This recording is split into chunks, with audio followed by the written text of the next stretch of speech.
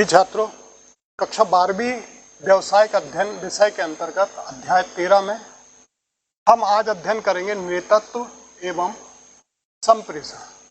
यहाँ पर हम जो है नेतृत्व और संप्रेषण के बारे में जानेंगे। तो सर्वप्रथम हम पहले रूप में नेतृत्व को और फिर उसके पश्चात संप्रेषण क्या है इसको जानेंगे। तो बात करते हैं हम नेतृत्व की। नेतृत्व मतलब अगुवाई करना, किसी समूह का को लेकर चलना, उसका मार्गदर्शन करना, उसको रास्ता दिखाना। तो नेतृत्व से आशय किसी विशिष्ट गुण रखने वाले उस व्यक्ति से होता है जो इन गुणों के आधार पर व्यक्तियों का मार्गदर्शन करता है। तो नेतृत्व करने वाला वो व्यक्ति होता है जिसके अंदर एक विशिष्ट गुण होता है, जो एक समूह को लेकर चलता है, समूह का मार्गदर्शन करता है, उसको रास्ता दिखाता है, उसको कार्य करने के तरीके बताता है, वो कहलाता है नेतृत्व करने वाला। पूंट जी ने जो परिभाषा दी है, नेतृत्व व्यक्तियों को प्रभावित करने की कला अथवा प्रक्रिया से है जिसमें वे समूह के लक्ष्यों को प्राप्त करने के लिए स्वेच्छापूर्वक कार्य करने की दिशा में आगे बढ़े। तो यहाँ हम देखते हैं कि नेतृत्व करने वाला जो है वो अपने समूह के लोगों को इस प्रकार से प्रभावित करता है कि वो समूह जो है उस लक्ष्य या उस उद्देश्य को प्राप्त करने के लिए स्वेच्छा के साथ नेतृत्व करने वाले के साथ काम करने की दिशा में तेजी से आगे बढ़े, वो कहलाता है नेतृत्व। फिर रॉबर्ट सी एप्लेबी के अनुसार नेतृत्व जो है व्यक्तियों को प्रभावित करने की एक प्रक्रिया है जिससे वे पारस्परिक उद्देश्यों को प्राप्त करने के लिए इच्छापूर्वक प्रयास करते हैं। तो नेतृत्व क्या है? यहाँ व्यक्तियों को एक प्रभावित करने की एक कला है, एक प्रक्रिया है, जो एक सामूहिक रूप से जो पारस्परिक सबको मिलकर जो उद्देश्य को प्राप्त करना है, उस उद्देश्य को प्राप्त करने के लिए इच्छापूर्वक उनसे कार्य कराने का प्रयास करवाता है, वो कहलाता है नेतृत्व। इसके बाद हम देखते हैं नेतृत्व के लक्षण क्या है या इसकी विशेषता जो है सामान्य तौर पर किसके द्वारा प्रदान किया जाता है? अधिकारी वर्ग के द्वारा। अधिकारी वर्ग कौन होता है? जो समूह का मुखिया है, वो अधिकारी वर्ग के अंतर्गत आता है। तो जो पहली विशेषता है कि ये नेतृत्व की जो प्रक्रिया है वो अधिकारी वर्ग के द्वारा प्रदान की जाती है। दूसरा, नेता जो है एक समूह का प्रतिनिधित्व करता है। जो समूह है उस समूह का एक मुखिया होता है और वही मुखिया क्या कहलाता है? नेता कहलाता है, जो नेतृत्व करता है। बाकी जो सभी सदस्य हैं उसके क्या होते हैं? अनुयायी होते हैं, उसके दिखाए रास्ते पर चलने वाले होते हैं। फिर नेतृत्व जो है एक क्या है? लगातार सतत अनवरत चलने वाली प्रक्रिया है। जब तक संगठन का उद्देश्य काम करता रहता है, संगठन का लक्ष्य बना रहता है, उद्देश्य बना रहता है, तब तक ये क्रियाशील होकर जो है प्रक्रिया चलती रहती है। फिर इसके बाद है जो नेता अपने अनुयायियों के समक्ष आदर्श चरित्र व अच्छा आचरण प्रस्तुत करता है जिससे अनुयायी उन आदर्शों से प्रेरणा प्राप्त करते रहे। एक नेतृत्व करने वाले का चरित्र जो है आदर्शपूर्ण होना चाहिए, अच्छा आचरण होना चाहिए, और वो अपना जो आचरण है वो इस तरह से अपने अनुयायियों के सामने प्रस्तुत करे ताकि अनुयायी जो है, जो उसके साथ चलने वाले हैं, वो उनके आदर्श से प्रेरित हो सके। फिर नेता जो है समूह के सदस्यों से लक्ष्य प्राप्ति हेतु इच्छा को जागृत कर कार्य कराता है, ना कि दबाव डालकर। जो नेतृत्व करने वाला है वो समूह के सदस्यों को लक्ष्य प्राप्ति हेतु इस प्रकार से जागृत करता है, उनकी इच्छा को इस प्रकार से जागृत करता है कि वो अपने इच्छा से वो कार्य करने के लिए आगे आए, ना कि नेतृत्व करने वाले के द्वारा ये दबाव डाला जाए या प्रेशर डाला जाए कि ये कार्य करना है। फिर नेतृत्व करने वाले में विशिष्ट योग्यता होना चाहिए, जैसे तकनीकी योग्यता होना चाहिए, टेक्निकल क्वालिफिकेशन होना चाहिए, उसके अंदर डिसीजन मेकर होना चाहिए, निर्णय लेने की उसमें शक्ति होना चाहिए, बौद्धिक रूप से वो परिपक्व होना चाहिए, निष्पक्षता उसके अंदर होना चाहिए, सभी के साथ वो समान रूप से व्यवहार करे, और यथार्थवादी विचारधारा वाला होना चाहिए। ये जो है नेतृत्व के लक्षण या उसकी विशेषताएं हैं। इसके बाद हम देखेंगे नेतृत्व के कार्य या महत्व। जो पहला कार्य इसका नियोजन व निर्देशन। नेतृत्व जो है उपक्रम के लक्ष्य व नीतियों के निर्धारण संबंधी नियोजन में सहयोग देता है तथा लक्ष्य प्राप्ति हेतु जब भी उपक्रम के लक्ष्य या नीतियों का निर्धारण किया जाता है तो नियोजन प्रक्रिया में योजना बनाने में नेतृत्व जो है वो सहयोग प्रदान करता है और जो नियोजन के अनुसार जो लक्ष्य हमने निश्चित किया है उस लक्ष्य को प्राप्त करने के लिए उसका मार्गदर्शन करता है। फिर अभिप्रेरणा व समन्वय नेतृत्व के माध्यम से जो है समूह सदस्यों की योग्यता क्षमता के अनुसार उन्हें कार्य कराने हेतु प्रेरित करता है, उन्हें अभिप्रेरित करता है। क्यों? क्योंकि नेतृत्व जो है वो एक समूह का नेतृत्व करता है, उसका प्रतिनिधि है। तो यहाँ पर जो है सदस्यों की योग्यता की क्षमता के अनुसार सभी को से कार्य वो करवाता है, कार्य कराने हेतु उन्हें प्रेरित करता है और आपस में उस समूह के लोगों के बीच में समन्वय कोरिलेशन को बनाए रखता है ताकि सारे के सारे लोग समूह के लोग अभिप्रेरित होकर जो है पूर्ण समन्वय सहयोग और सौहार्दपूर्ण वातावरण में कार्य को पूरा करें। तीसरा जो महत्व है इसका सूचनाएं व तकनीकी सहायता। समूह सदस्यों को कार्य से संबंधित सूचना तथा कार्य कठिनाई में तकनीकी सहायता उपलब्ध कराता है। समय समय पर जो है समूह के जो सदस्य हैं उनको जो है सूचनाएं प्रदान करता है कि किस प्रकार से कार्य करना है। साथ ही यदि कोई टेक्निकल प्रॉब्लम आती है, तकनीकी समस्याएं आती हैं तो उनको वो जो है सहायता प्रदान करता है। फिर चौथा बिंदु जो है इसके महत्व का समूह की भावना का विकास। क्योंकि नेतृत्व करने वाला जो है उच्च स्तर और निम्न स्तर के बीच में एक मध्य कड़ी के रूप में कार्य करता है। ये जो है कर्मचारियों के मध्य सहयोग, समन्वय व मित्रता के वातावरण का सौहार्दपूर्ण भावना का ये विकास करता है। वहीं आदर्श चरित्र प्रस्तुत करना। नेतृत्व जो है निष्पक्ष, योग्य, निष्ठावान, साहसी के साथ जो है जनतांत्रिक दृष्टिकोण के साथ उच्च आदर्श वाला होना चाहिए जो सदस्यों के समक्ष आदर्शों में खरा उतर सके। अर्थात नेतृत्व करने वाला जो है उसका कार्य इस प्रकार से होना चाहिए कि वो निष्पक्षता के साथ कार्य करे, पूर्ण योग्यवान हो, निष्ठावान हो और जनतांत्रिक दृष्टिकोण वाला हो, सभी के साथ एक समान व्यवहार करने वाला हो। तभी वो अपने सदस्यों के सामने अपने आदर्श को बेहतर रूप में सामने प्रस्तुत कर सकते। तो ये जो है नेतृत्व के कार्य या महत्व हमने देखे यहाँ। इसके बाद हम देखते हैं अच्छे नेतृत्व के गुण या एक प्रभावी नेता के गुण। एक संस्था या उपक्रम में एक जो नेतृत्व करने वाला व्यक्ति है, जो मुखिया है, उसमें कौन कौन से गुण होना चाहिए। तो पहला गुण जो है वो बेहतर शारीरिक क्षमता। अर्थात नेतृत्व करने वाले की जो शारीरिक क्षमता है, जो उसकी वर्किंग कैपेसिटी है, वो बहुत बेहतर होना चाहिए। उसमें कार्य करने की पर्याप्त शक्ति हो, स्फूर्तिवान हो और सहनशील हो, चार लोगों की बात को वो सुन सके और सुन के उसके अनुसार कार्य कर सके। तो बेहतर शारीरिक क्षमता होना चाहिए। दूसरा जो है बौद्धिक योग्यता, मानसिक रूप से किसी भी तथ्य को सोच समझकर समझने वाला होना चाहिए। उसके बाद जो समस्या सामने है या जो बात सामने है उसको पूर्ण रूप से विश्लेषण करने वाला क्षमता वाला हो। साथ ही समस्याओं के प्रति वैज्ञानिक दृष्टिकोण वाला हो। तो बौद्धिक योग्यता उसमें पूर्ण रूप से होना चाहिए। फिर निर्णय लेने की कैपेसिटी होना चाहिए, समय समय पर उचित निर्णय लेने वाला होना चाहिए। फिर आत्मविश्वास चाहिए कि जो भी कार्य उसके समूह को सौंपा गया है वो समूह से पूर्ण आत्मविश्वास के साथ उस समूह से वो कार्य को करा सके। तो कार्य को पूर्ण आत्मविश्वास के साथ करने वाला हो। फिर पहल शक्ति की बात करें हम, तो पहल शक्ति क्या है? आगे बढ़कर कार्य को करने की इच्छा को जागृत करना।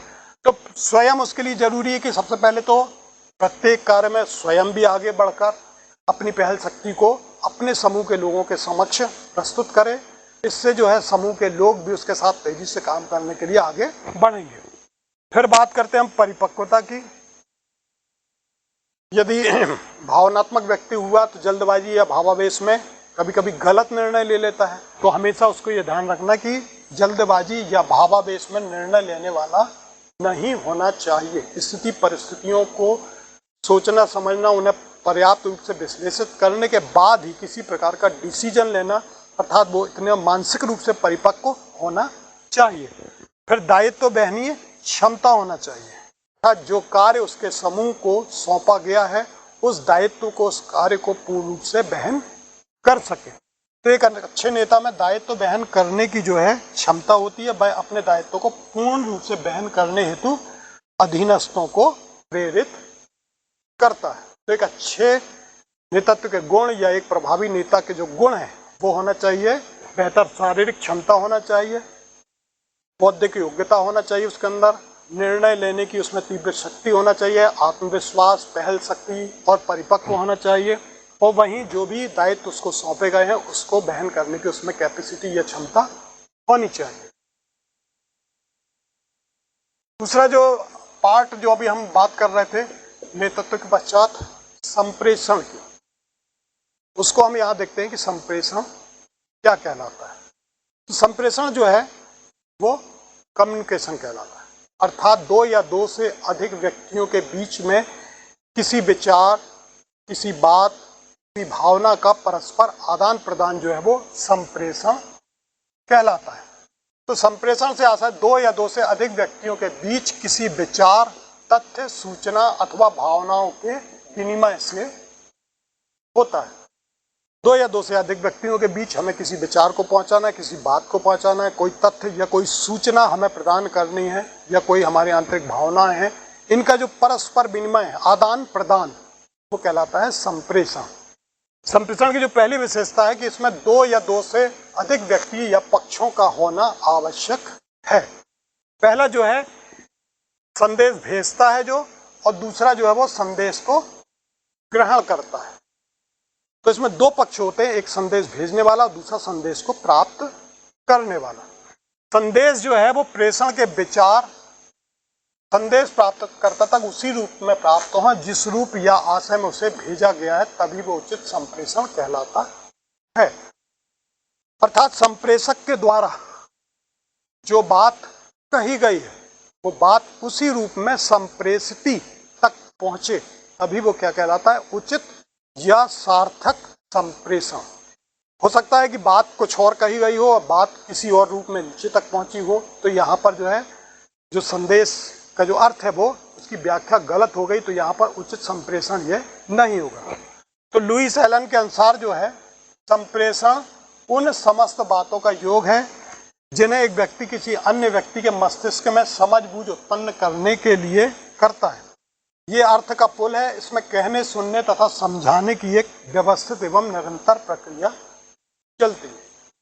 तो संप्रेषण जो उन सभी बातों का योग है जिसके अंतर्गत एक व्यक्ति किसी अन्य व्यक्ति के मस्तिष्क में अपनी बात के अर्थ को उपलब्ध करने की प्रक्रिया को शुरू करता है। ये अर्थ का एक पुल है, अर्थात जो संदेश हमने भेजा हुआ है उसका जो मूल है वो क्या अर्थ का पुल है।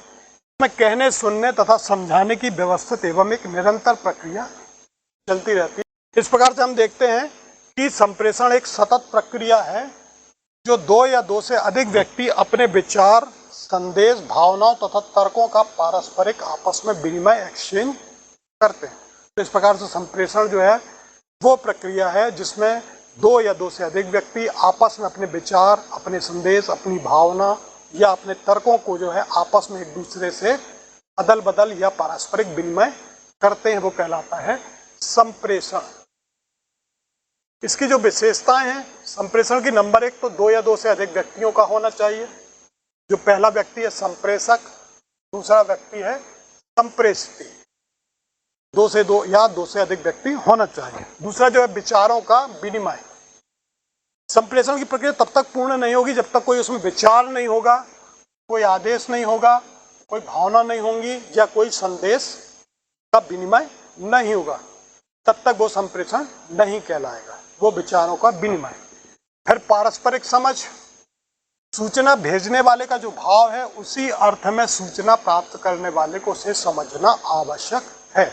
अर्थात जो संदेश भेजा गया है उस संदेश का जो भाव है उसका अर्थ जो है उसी रूप में सूचना प्राप्त करने वाले अर्थात संप्रेषक को जो है उसी रूप में प्राप्त होना चाहिए। तो इतनी पारस्परिक समझ होना चाहिए। फिर प्रत्यक्ष एवं अप्रत्यक्ष संप्रेषण। संप्रेषण जो है दोनों प्रकार से हो सकता है प्रत्यक्ष भी और अप्रत्यक्ष भी। प्रत्यक्ष जब हम आमने सामने हो तब बात कही सुनी जाती है।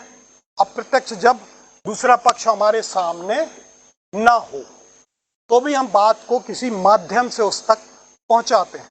तो ये दोनों रूप में होता है, प्रत्यक्ष और अप्रत्यक्ष, अर्थात दोनों पक्षों का आमने सामने होना आवश्यक नहीं है। तो प्रत्यक्ष भी हो सकता है संप्रेषण और अप्रत्यक्ष भी हो सकता है। फिर इसमें जो प्रयोग है शब्द संदेश के लिए, शब्द या संकेतों का प्रयोग। हम जो संदेश भेजना चाहते हैं उसमें हम शब्दों का प्रयोग करते हैं या संकेतों का या चित्रों का भी प्रयोग कर सकते हैं। तो संप्रेषण में जो है लिखित, मौखिक या सांकेतिक तकनीकी का प्रयोग किया जा सकता है। फिर है सतत प्रक्रिया। उपक्रम जब तक कार्य करता रहता है, उपक्रम का जब तक उद्देश्य चलता रहता है, उपक्रम जब तक उत्पादन करता रहता है, ये प्रक्रिया जो संप्रेषण की निरंतर चलती रहती है। तो उपक्रम में प्रबंधक अपने अधीनस्थ को कार्य सौंपना, दिशा निर्देश देना, प्रगति समीक्षा जैसी प्रक्रिया निरंतर रूप से ये करता रहता है। ये है संप्रेषण की विशेषताएं, की अवस्थाएं या तत्व, इनमें किन किन बातों का समावेश होना चाहिए, अर्थात संप्रेषण में जो है किन बिंदुओं के आधार पर संप्रेषण होता है। तो सबसे पहले तो संप्रेषण में जरूरी है कोई विचार हो, कोई संदेश हो। जब तक कोई विचार नहीं होगा, कोई संदेश नहीं होगा, तो वो संप्रेषण नहीं कहलाएगा। तो प्रबंधक ये विचार करता है कि संदेश क्या है, वह उसे कैसे पहुंचाना है। दूसरी चीज है लिपिबद्ध, जो भी संदेश है, सूचना है, उसे हम क्या करते हैं, लिपिबद्ध करते हैं, जो शब्द या चित्र या संकेत आदि के माध्यम से हो सकता है। जो हमें संदेश भेजना उसको हमें लिपिबद्ध करना, ये शब्द के माध्यम से हो सकता है या चित्र के माध्यम से या कोई संकेत के माध्यम से हो सकता है। फिर बात करते हैं माध्यम की। विचार या संदेश के माध्यम या साधन का चुनाव किया जाता है। किस प्रकार से हमें संदेश को सामने वाले व्यक्ति तक पहुंचाना है, वो माध्यम पर चुनाव करना। प्राप्तकर्ता, यहाँ प्रेषक की भूमिका समाप्त हो जाती है। माध्यम के द्वारा जो है, जब प्रेषक संप्रेषक अपनी बात को संप्रेषी तक पहुंचाने के लिए जारी कर देता है, तो यहाँ पर उसकी बात खत्म हो जाती है। अब यहाँ से बात शुरू हो जाती है प्राप्तकर्ता। तो प्रेषक की भूमिका समाप्त होकर प्राप्तकर्ता की भूमिका जो है वो शुरू होती है। प्राप्तकर्ता वो है जो जिसे संदेश भेजा जाता है। फिर उसके पश्चात प्राप्तकर्ता क्या करता है, अर्थ का निरूपण करता है, अर्थात जो संदेश भेजा गया है उस संदेश की भाषा को वो पढ़ता है, उसकी भावना को समझता है कि संदेश में कौन सी बात कही गई है जो प्रेषक उसे समझाना चाहता है। तो प्राप्तकर्ता को चाहिए कि वह संदेश का सही सही अर्थ समझे। अर्थ समझ लेने के पश्चात जो है संप्रेषित के द्वारा प्रतिपुष्टि की जाती है। प्रतिपुष्टि से तात्पर्य यह है यहाँ पर कि संप्रेषक के द्वारा जो संदेश भेजा गया है वो संप्रेषित तक उसी रूप में प्राप्त उसको हो गया है और उसके अर्थ को संप्रेषित ने समझ लिया है। इस आशा से एक पुष्टि प्रेषक के पास वो भेजता है। तो संप्रेषण की प्रक्रिया तभी पूरी होती है जबकि प्रेषक को यह जानकारी प्राप्त होती है कि प्रेषित तक संदेश पहुंच गया है और उसने संदेश के अर्थ को समझ लिया है। तो ये जो है संप्रेषण की अवस्था या उसके तत्व हैं। इसके बाद हम बात करते हैं संप्रेषण के जो प्रकार हैं। पहला है औपचारिक संप्रेषण और दूसरा जो है वो अनौपचारिक संप्रेषण। तो यहाँ पर औपचारिक क्या है, अनौपचारिक क्या है। औपचारिक जो ऑफिशियली है, कार्यालय से संबंधित है, संगठन कार्यालय के संगठन से संबंधित है, वो है औपचारिक संप्रेषण।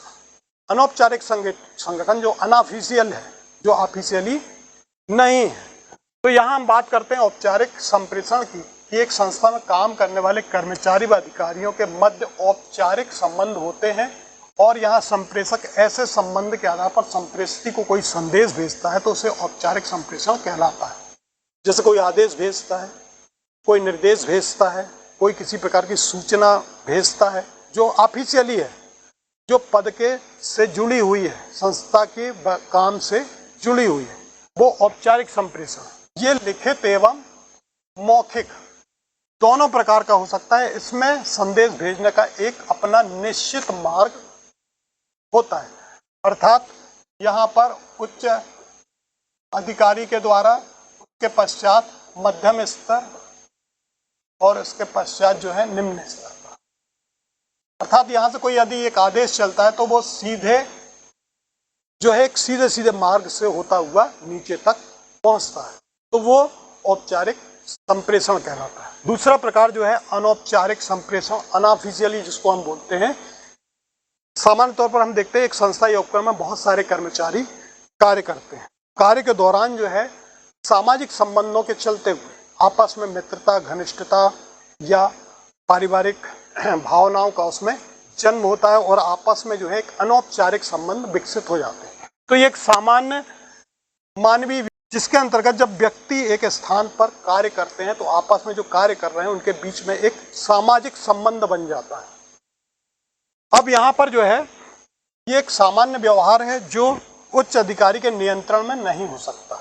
यहाँ जरूरी नहीं है कि जिस प्रकार औपचारिक संप्रेषण में एक अधिकारी जो है अपने से निकटस्थ अधिकारी को कोई संदेश भेजता है, वो चीज़ यहाँ पर जरूरी नहीं है। अर्थात यहाँ पर किसी भी उच्च अधिकारी का कोई नियंत्रण नहीं होता। ये मौखिक होने के साथ साथ अनौपचारिक जो संप्रेषण है ये मुख्य रूप से क्या होता है, मौखिक होता है। इसका कोई अपना एक निश्चित मार्ग भी नहीं होता तथा ये अंगूर की बेल के समान होता है। इसमें प्राप्त सूचनाएं जो हैं वो अधिकृत नहीं होती।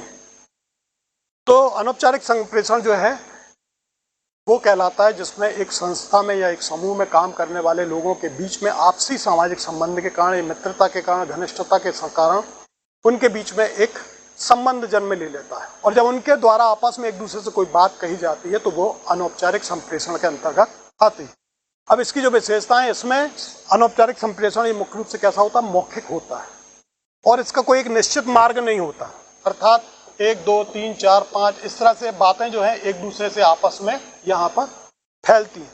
इसलिए इसे एक अंगूरी बेल की लता की जो है यहाँ पर इसको कहा भी गया है। और इससे जो सूचनाएं प्राप्त होती हैं वो बेसिकली अधिकृत नहीं होती। ये जरूरी नहीं है कि अनौपचारिक संप्रेषण से जो हमें बात या जो सूचना मिली वो सही है अथवा नहीं। तो ये जो दो प्रकार हैं, औपचारिक संप्रेषण और अनौपचारिक संप्रेषण, और विस्तार में देखने के लिए हम इन दोनों में अंतर देखेंगे। पहला अंतर जो है इसका अर्थ कार्यालयीन संप्रेषण से है और ये जो है सामाजिक संबंधों पर आधारित है। इसकी स्थापना जो है संगठन के संबंध पर आधारित है। औपचारिक संगठन की जो स्थापना होती है वो संगठन के अनुरूप होती है, जबकि इसकी स्थापना जो है सामाजिक संबंध के द्वारा होती है।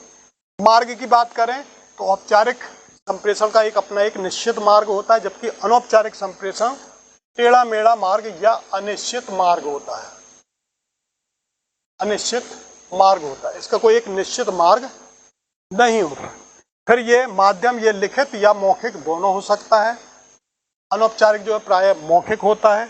विश्वसनीयता की बात करें तो औपचारिक संप्रेषण के अंतर्गत जो सूचना जारी की गई है वो पूर्ण रूप से कैसी होती है, विश्वसनीय होती है, जबकि अनौपचारिक में अविश्वसनीय होती है। फिर गति की बात करें तो इसकी गति प्राय धीमी होती है, क्योंकि ऑफिशियली सूचना जो है क्रमशः एक लाइन से एक अधिकारी से दूसरे, दूसरे से तीसरे, इस प्रकार से ऊपर से नीचे तक चलती है, तो उसकी गति कौन सी होती है, धीमी होती है। जबकि अनौपचारिक संप्रेषण में बात मौखिक रूप से कही जाती है तो 1 से 2, 2 से 4, 4 से 8, 8 से 16 इस प्रकार से बहुत तेजी से बात यहाँ पर फैलती है, तो इसकी गति जो होती है वो क्या होती है, तीव्र होती है।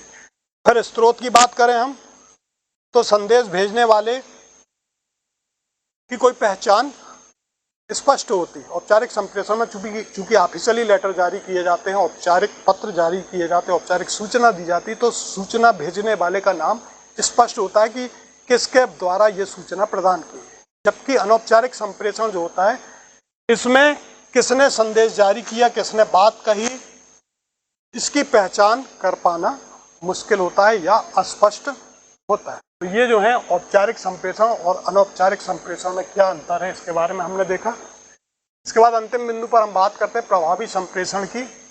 प्रभावी संप्रेषण से तात्पर्य यहाँ पर कि जो बात कही गई है वो बात उसी अर्थ, उसी भावना के साथ संबंधित पक्ष तक पहुँचे, तभी वो क्या कहलाएगा, प्रभावी संप्रेषण कहलाएगा। लेकिन कुछ समस्याएं या कुछ बाधाओं के चलते जो है संप्रेषण में बाधा आती है, जिन कारणों से संप्रेषण में कही गई बात उक्त रूप से सामने पक्ष तक नहीं पहुंच पाती, वो है प्रभावी संप्रेषण की बाधाएं। तो कुछ बाधाएं को हम देखते हैं, जैसे नंबर 1 हो गई भाषा संबंधी आवश्यकता। अब जो संदेश भेजा गया उसमें यदि भाषा स्पष्ट नहीं है तो संदेश की गलत व्याख्या यदि कर ली गई, त्रुटिपूर्ण अनुवाद समझ कर दिया गया, अर्थहीन तकनीक भाषा आदि का प्रयोग किया गया, तो ये कौन सी आवश्यक है? भाषा संबंधी बाधाएं हैं। तो भाषा संबंधी बाधाओं में इसमें जो है भाषा स्पष्ट ना होने के कारण जो है संदेश की व्याख्या अर्थात संदेश का जो अर्थ है वो गलत हो गया, या अनुवादक ने उसका अनुवाद गलत रूप में कर दिया, या कोई ऐसे टेक्निकल वर्ड का इस्तेमाल किया गया जो अर्थहीन है, जो उस बात को प्रकट नहीं कर रहे, तो वो भाषा संबंधी है।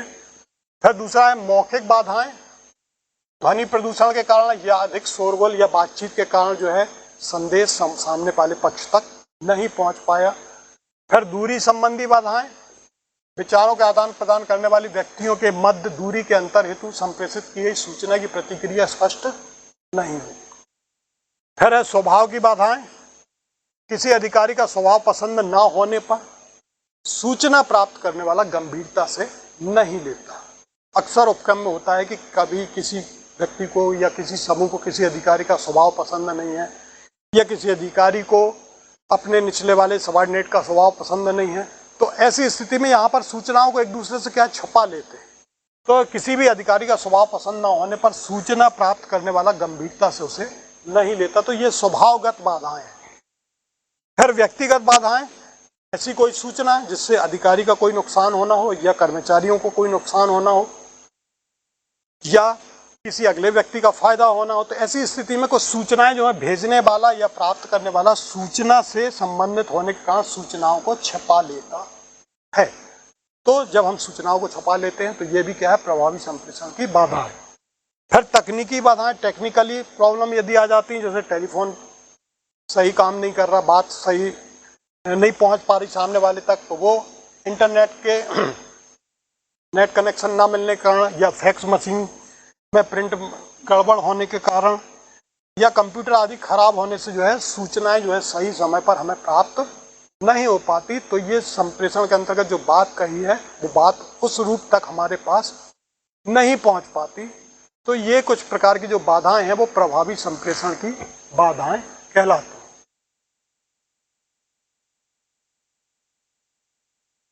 और अभ्यास प्रश्न जो है, नेतृत्व से आशय और उसकी विशेषताएं लिखिए, नेतृत्व के कार्य या महत्व लिखिए, एक अच्छे नेता के आवश्यक गुणों को समझाइए, फिर संप्रेषण से आशय और उसकी विशेषताएं लिखिए, फिर संप्रेषण की प्रक्रिया या उसके आवश्यक तत्वों को समझाइए, औपचारिक संप्रेषण एवं अनौपचारिक संप्रेषण से क्या आशय है, उनके बीच क्या अंतर है स्पष्ट कीजिए, और एक प्रभावी संप्रेषण के दौरान आने वाली बाधाओं को समझाइए।